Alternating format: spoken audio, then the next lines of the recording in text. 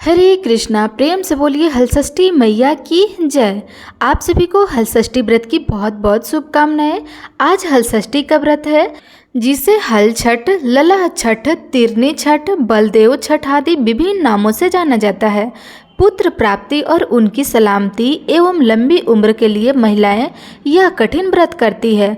माता देवकी जी ने भगवान बलराम और कृष्ण जी के सलामती के लिए इस हल छठ के व्रत को किया था। तो आज आप सभी माताएं बहनें श्रवण करेंगी हल षष्ठी की बड़ी ही दुर्लभ पावन कथा। दक्षिण भारत में एक सुंदर नगर था। वहाँ एक बनिया अपनी पत्नी के साथ रहता था। दोनों पति पत्नी स्वभाव से बहुत ही अच्छे व संस्कारी थे। बनिया की पत्नी गर्भवती होती, संतान को जन्म देती, किंतु भाग्यवश उसके संतान कुछ ही समय के बाद मर जाते। इस प्रकार एक एक करके बनिया के पत्नी के 6 संतान मृत्यु को प्राप्त हो गए। इस कारण से दोनों पति पत्नी बहुत दुखी होकर मरने के उद्देश्य लेकर घर से वन की ओर चल दिए। वहाँ जंगल में एक साधु से उनकी भेंट हो गई तो उन्होंने साधु से अपनी व्यथा कह सुनाई। साधु ने ध्यान लगाकर देखा कि बनिया के संतान कहाँ है। तब साधु ने ध्यान में कुबेर, वरुण, इंद्र आदि लोक में ढूंढा, किंतु जब वहाँ बनिया के बच्चे नहीं दिखे तो साधु ब्रह्मलोक को गए। वहाँ साधु ने बनिया के सारे संतान को देखकर उन्हें अपने माता पिता के पास लौटने का आग्रह किया। बच्चों ने वापस लौटने से मना करते हुए कहा कि हे मुनिवर, इससे पूर्व हम कई बार जन्म ले चुके हैं। हम किस किस माता पिता को याद रख उनके पास जाएं। हम जन्म, मृत्यु और गर्भ के चक्कर से अब मुक्त हैं, अतः हम नहीं जाना चाहते। तब साधु ने बनिया को दीर्घ जीवित संतान प्राप्ति का उनसे उपाय पूछा। उन महात्माओं ने कहा कि यदि बनिया और उनकी पत्नी माता हल षष्ठी माता का व्रत रखकर पूजन तथा कथा का श्रवण कर अपने पुत्र को व्रतोपरांत जल से भीगा कपड़ा लगाए तो उनका वह बालक दीर्घ जीवित होगा।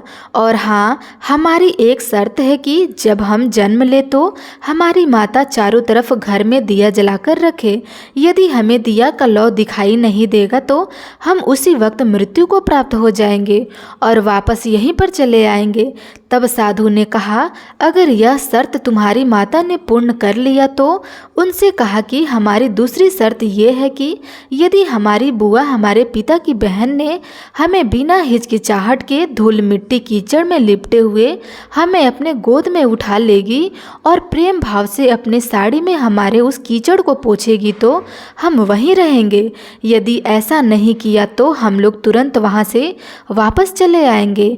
तब साधु ने कहा, यदि तुम्हारी माता ने ऐसा कर लिया तो आगे तुम क्या करोगे? तब बच्चों ने कहा, यदि इसके बाद हमारी तीसरी शर्त ये है कि हमें ज्येष्ठ के महीने में जमा हुआ घी खाने को चाहिए। यदि उसने नहीं दिया तो हम उन्हें छोड़कर वापस चले आएंगे। तब साधु ने कहा, यदि उन्होंने ऐसा कर लिया तो चौथी शर्त क्या है?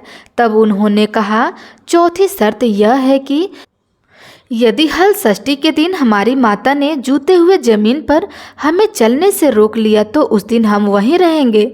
यदि ऐसा नहीं किया तो हम वापस चले आएंगे। उन महात्माओं से इस प्रकार सुनकर साधु ध्यान से वापस आकर बनिया से हल षष्ठी व्रत कथा, नियम आदि को बताया और बच्चों के शर्तों के बारे में भी बताया। साधु ने इस विधि विधान को सुनकर दोनों पति पत्नी घर को गए और समय आने पर हल षष्ठी का व्रत किया तथा इस प्रकार उन्हें पुत्र रत्न की प्राप्ति हुई। अब पुत्र के जन्म लेते ही बनिया के स्त्री ने घर में चारों ओर दिया का उजाला कर दिया था। तो बच्चों ने सोचा कि पहली शर्त पूरी हो गई, अब मुझे यहाँ रहना पड़ेगा। बच्चा जब थोड़ा बड़ा होता है तब एक दिन उसकी बुआ उसके घर आती है। बच्चा जब बुआ को देखता है तो जानबूझकर खुद के ऊपर ढेर सारे कीचड़ पोंछ लेता है। तब बनिया की स्त्री ने कहा कि हे ननद जी, यदि आपने मेरे बच्चों को अपने साड़ी के पल्लू से उसका कीचड़ साफ किया और प्रेम भाव से गोद में उठाया तो मैं आपको एक नहीं 10-10 साड़ियाँ दूंगी। यह सुनकर ननद ने कहा, भाभी, यदि आप मुझे 10 साड़ियाँ देंगी और मेरा भतीजा जीवित रहेगा तो मैं यह करने के लिए तैयार हूँ। अब बुआ अपने भतीजे को बड़े प्रेम से मेरे लाल मेरे पुत्र कहते हुए पुकारती हुई, दुलार करती हुई अपने गोद में उठाकर उसे उसके सारे कीचड़ को अपने पल्लू से पोंछती है, अपने साड़ी से उसे पोंछकर साफ करती है। बालक ने कहा, अब तो मुझे यहाँ रहना पड़ेगा। फिर कुछ समय व्यतीत होने के बाद जेठ का महीना आया। बालक ने अपनी माँ से जमी हुई घी खाने को मांगा। जेठ के महीने में घी तो जमा हुआ नहीं रहता है, लेकिन उस बनिया की स्त्री ने उपाय किया था। वह पानी की ठंडे मटकी में सदा घी का बर्तन रखा करती थी। इस प्रकार वह अपने बालक को जमा हुआ घी खाने को देती। यह देखकर बालक ने सोचा, अब तो मुझे यहाँ रहना ही पड़ेगा। फिर इसके बाद हलषष्ठी का व्रत आता है। उस दिन सभी माताएं हलषष्ठी का व्रत कर रही थी। बनिया की स्त्री भी हलषष्ठी का व्रत करने में व्यस्त थी। उधर वह बालक जब देखता है कि पास में खेत में हल चलाया गया है, तो यह देखकर वह तुरंत जूते हुए खेत में जाने लगा। सभी स्त्रियों ने उस बनिया की स्त्री से कहा, देखो तुम्हारा पुत्र कहाँ जा रहा है। न आओ देखा न ताओ अपने पहने हुए साड़ी को फाड़ फाड़ कर वही जूते हुए जमीन पर रखने लगी जहाँ उसका पुत्र दौड़ता हुआ जा रहा था। इस प्रकार बनिया की स्त्री ने अपने शरीर पर पड़े आधे से भी अधिक वस्त्र को फाड़कर जूते हुए जमीन पर बिछा दिया और उसका बालक जूते हुए जमीन पर चलने से बच गया। बनिया की स्त्री ने कहा, हे पुत्र देखो मैं तुमसे कितना प्रेम करती हूँ। तुम्हारे लिए मैंने हलषष्ठी माता का व्रत किया। तुम्हारे लिए मैंने अपने अंग को भी ढकना गवारा नहीं समझा। हे पुत्र अब तुम मेरे पास वापस आ जाओ। अपनी माँ की ममता और हलषष्ठी माता की कृपा से वह पुत्र सदा के लिए अपनी माँ के पास ही रह गया और अपने माता पिता का सेवा करता हुआ उन्हें आनंद प्रदान करने लगा। तो प्रेम से बोलिए हलषष्ठी मैया की जय। प्रिय भक्तजनों, अब आइए श्रवण करते हैं हलषष्ठी माता यानी अंतिम कथा। हलषष्ठी देवी प्रकृति के छठवें अंश से उत्पन्न होने के कारण ही उन्हें षष्ठी कहते हैं। बालदा तथा विष्णु की माया होने के कारण यह विष्णु माया कही जाती है। यह ब्रह्मा की मानसी कन्या है, अतः मातृकाओं में इन्हें देवसेना के नाम से भी जाना जाता है। भगवान स्कंद स्वामी कार्तिकेय जी की प्राण प्रिय पत्नी होने के कारण यह स्कंद प्रिय कहलाती है। यह देवी बच्चों को आयु देने वाली, बच्चों की रक्षिका पोषिका है। योग बल के प्रभाव से यह सदैव बच्चे के समीप रहती है। इस देवी के संदर्भ में पुरातन कथा इस प्रकार से है। स्वयंभू मनु के पुत्र प्रियव्रत हुए। वे योगी होने के कारण विवाह नहीं करना चाहते थे, किंतु ब्राह्मण जी की आज्ञा से उन्होंने मल्लिका नाम की कन्या से विवाह किया। परंतु बहुत समय बीतने पर भी उनको कोई संतान नहीं हुआ। तब राजा प्रियव्रत ने कश्यप ऋषि को बुलाकर पुत्रष्टि यज्ञ करवाया। यज्ञ अग्नि से एक चरु प्रकट हुआ, जिसे राजा ने अपनी रानी मल्लिका को दिया। उस चरु से क्षीर भक्षण कर रानी गर्भवती हुई, किंतु 12 वर्ष बीत जाने पर भी उनके कोई संतान नहीं हुआ। 12 वर्ष उपरांत रानी ने एक दिव्य स्वर्णकांत युक्त पुत्र को जन्म दिया, परंतु स्वर्ण सुंदर होने पर भी वह बालक जीवित न था। इस पर राजा रानी दुखी हो गए। राजा ने अपने उस मरे हुए पुत्र को हृदय से लगाकर शमशान की ओर चल दिया। शमशान पहुंचकर राजा पुत्र शोक से दुखित होने लगा। वो रोने व स्वयं को प्राण देने को तत्पर हो गया। उसका सारा ज्ञान जाता रहा। तभी सहसा उन्हें एक दिव्य विमान दिखाई दिया, जो कि श्रेष्ठ मुनियों के निर्मित था। उस विमान में एक सुंदर मनोहर प्रसन्न वदन श्वेत चंपा जैसी वर्ण वाली एक स्त्री विराजमान थी। उसे देखते ही राजा सब कुछ भूलकर अपने मरे हुए बालक को पृथ्वी पर रखकर उनके पास गया और पूछने लगा कि हे देवी, आप कौन है, किसकी पुत्री हैं तथा किसकी पत्नी है। तब वह देवी कहने लगी, हे राजन, मैं ब्रह्मा की मानसी कन्या हूँ। मेरे पिता ने मुझे भगवान शिव जी के पुत्र स्वामी कार्तिकेय जी से विवाह कराया है। अंत में स्कंद प्रिया हूँ। मैं पुत्रहीन को पुत्र, पत्नीहीन को पत्नी, धनहीन को धन तथा कर्मवानों को उनके कर्म अनुसार फल देती हूँ। हे राजन, तुम ज्ञानी श्रेष्ठ कर्मवान हो, अतः तुम्हें मेरा दर्शन हो पाया है। तुम दुख का त्याग कर मेरी स्वयं पूजन करो और सर्वत्र करवाओ। मैं तुम्हें वर देती हूँ कि तुम्हारा यह पुत्र शीघ्र ही जीवित हो उठेगा और परम प्रतापी होगा। 100 अश्वमेघ यज्ञ करेगा। यह सुव्रत नाम से विख्यात होगा। यह कहकर के देवी अंतर्ध्यान हो गई। इधर राजा प्रियव्रत अपने संतान को जीवित देखकर अत्यंत ही प्रसन्न होकर पुत्र सहित नगर को वापस आए। बालक के जन्म से 6वें दिन सुत्ती कागरा में माता षष्ठी का पूजन कर आनंद उत्सव किया गया। उसी दिन से पूरे संसार में छठी की आयोजन की परंपरा चली। इस प्रकार हर अर्थात शिव परिवार के होने के कारण यह देवी हर छठ और यह व्रत हर छठ के दिन करने के कारण हल षष्ठी कहलाती है। अतः इस प्रकार इस व्रत को सुनकर जिस राजा ने किया था, अब उसकी महिमा सुनिए। भारतवर्ष में एक बड़े ही प्रतापी राजा हुआ। उन्होंने एक बहुत बड़ा तालाब खुदवाया, घाट बनवाए, परंतु उसमें पानी ही नहीं आया। उससे राजा अत्यंत ही चिंतित हो गए। उन्होंने सोचा अब क्या किया जाए। गांव के पुरोहित को बुलाकर उपाय पूछा कि किस प्रकार तालाब में पानी भरे।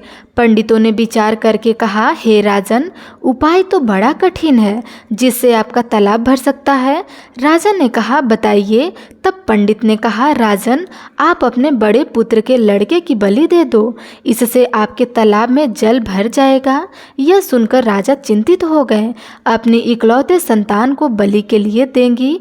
राजा विचार करने लगे, सोच में पड़े हुए थे। यह देखकर पंडित ने कहा, राजन, बात तो बड़ी कठिन है, पर उपाय तो निकालना ही पड़ेगा। हे राजन, यदि तुम अपनी बहू को यह कहकर उसके मायके भेज दो कि तुम्हारी माँ की तबीयत बहुत खराब है। यह सुनकर दुखी बहू रोती हुई अपनी माँ को देखने के लिए दौड़ पड़ी। वह मायके पहुंची। उसकी माँ ने उसे इस तरह व्याकुल देखा तो वह आश्चर्यचकित रह गई और कहने लगी, अरे पुत्री, तुम भागी भागी यहाँ क्यों आई हो? आज हल षष्ठी का दिन है।